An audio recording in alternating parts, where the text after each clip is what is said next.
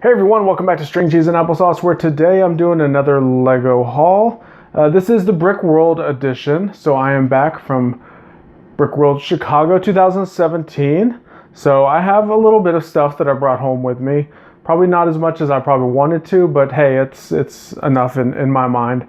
I'm also going to give a little bit of a recap of Brickworld.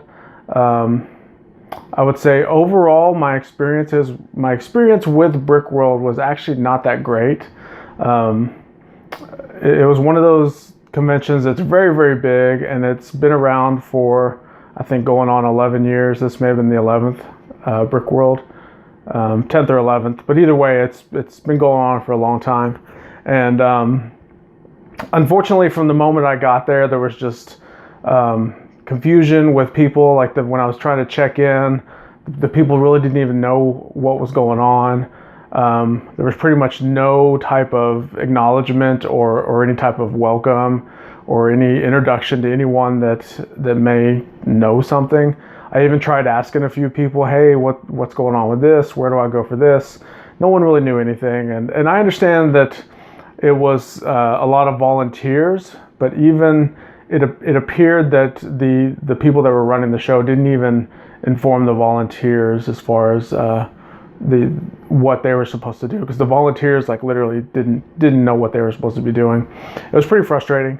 And then I set up my stuff, and there was pretty much no acknowledgement of anything from anyone that ran the show.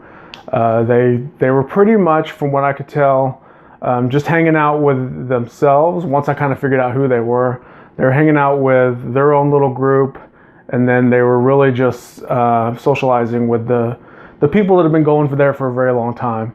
And there's kind of a theme to that. They basically, in the opening ceremonies, they basically acknowledged and were congratulating everyone that's been going there for all the many years that they've been a show. And they kind of briefly said, anyone new here? Okay, welcome to our family. And then, okay, sit down. Now let's talk about us again, us. So it was a very unwelcoming experience. And then in addition to that, I was running a panel basically, and I was trying to get answers on that. Where do I need to be? Who do I need to talk to set up? Nobody knew anything. So it was just kind of just do whatever you want. Just show up. You can make it work, whatever. It was just really, I don't know, just an overall bad experience. And then in addition to that, like I said, when I set everything up, there was no acknowledgement of it. The public absolutely loved my mock that I brought. And that was about all that I heard, was just the public. And even the people that are around me, all the tables that were around me, there was a lot of people, and they just kept coming up to me saying, your mock is the biggest hit around here. No one says anything about ours. Everyone just stops at yours and just loves it. So that's what really matters to me, is the true fans that are out there that come to these shows, and they enjoyed seeing what I brought. The way that the event was run, and the people that put it on, the way they acted. And there's some stuff that was pretty bad that I'm really not going to go into, as far as the way that some of the people acted. It basically kind of sold me on pretty much not wanting to go back to that show ever again, unless something happens and, a new group of people start running it. But based on the way that the current people and the people that were associated with them, it put a bad taste in my mouth. Now, don't take anything away from the show as far as the way that this was just my inside experience as far as the show. The people that were there and the builds that were there, the actual builders and the people that were showcasing their mocks, unbelievable. There was some great stuff to see. So that may be a show that I go for a public day and just walk around and look at all the stuff. But as a creator and a Lego artist, it's something that I probably won't display my stuff at again. So that's my little Brickworld review. Definitely check it out if you just want to go see some really cool builds. If you want to set up there and display and do the full 4-day thing, probably not the best experience in my opinion. So let's look at some of the stuff I got. I got a Brickworld badge to add to my badge. I'll do it. It's one of those things that I'm proud that I did. And then I have an activity leader brick. This is also another thing that I'm proud that I did.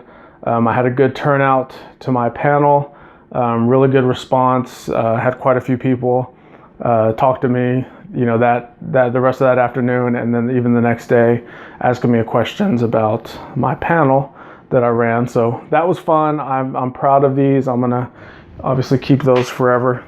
And then my Brickworld 2017 commemorative minifigure. Pretty basic fig. All it has is the Brickworld little 2x2 plate little logo. Standard minifigure hair, standard pants, and then a camera accessory. So what's cool about the camera accessory is this is actually one of my favorite minifigure accessories. So that's kind of cool to get that. And then they have their 2017 theme that they had for this year is printed on the back. So that's the commemorative minifigure that I got. They did give me a swag bag with a few other Lego sets in it. Unfortunately, this is another reason why I'm not going back. It got stolen, and it wasn't stolen during public days. It was stolen during the 2-day private event. So I had my stuff set up. Usually every event I've ever been to, I've never had any issues with leaving stuff underneath my table. I had left my bag. Luckily I had taken my minifigure out, or else that would have been gone. But inside there was a couple small Lego sets that were kind of like door prizes and part of my little welcome kit. And someone stole it. So thanks, Brickworld. So some of the stuff that I did pick up. So this is probably the coolest thing. Citizen Brick. Citizen Brick had a booth there. And yeah, they make some of the coolest premium collectible minifigures. And this is, of course, Mayor of Flavortown. So we all know who that famous celebrity host that hosts those drive-ins and diners and dive type shows. You know what I'm talking about. I don't have to say his name. But yeah, this is the Citizen Brick Guy Fieri. They can't, I guess, officially use his name. So you can see they call it the Mayor of Flavortown, if that will focus. There it is. So I'm going to bust this open. I'm not keeping this sealed. I want this guy. I'm going to do some Instagram posting and stuff using him. So very, very cool figure. So check out Citizen Brick if you haven't done so already. They make some great, great products. They are official Lego pieces that they buy, I guess, in bulk and then do custom printing on them. So don't be afraid. Don't think that they're knockoff products. They're actually real Lego. It's just custom printing on that Lego. So the next thing we have is the Lego store. So in Chicago, there's actually 2 Lego stores. There's a mall that's about a block away from the convention center that has a Lego store in it. And then downtown, there's a mall that also has a Lego store in it. Nothing really that I've been wanting really bad, but I just happened to be there browsing, and they have quite a few of the Series 17 minifigures. So I picked up a whole slew of them. I sat there and felt them for a while, and I'm pretty much sure that I have everything that I wanted, plus some extras. The ones that I wanted extras of were the little, they call him the hot dog guy, but he's the one that has the serving tray with the milkshake. I wanted a few of those because it has some cool accessory pieces in there. And then I got 2 Rocket Boys, and I got, I think 2 of the 80s workout girl, whatever they call her. I always forget their names. And I only got 1 corn guy. I'm not really into him. I think the other one I got was the guy with the bread, the piece of bread, and the pug, because that dog, love the dog. I met the qualifying purchase to get to the free travel kit. So it's got a little passport, a little an actual minifigure with a slew of accessories. And this is meant to do, Instagram type posts where you have this in the foreground and the scene or wherever you're at is in the background. In addition to Brickworld this past weekend, it was also Father's Day. So I got a Brickheads for Father's Day. So the kids snuck out, I guess, behind my back because we actually were all at the Lego store together, and they bought this behind my back. I didn't even know it. And then the morning or the afternoon of Father's Day, they gave this to me. So that was really cool.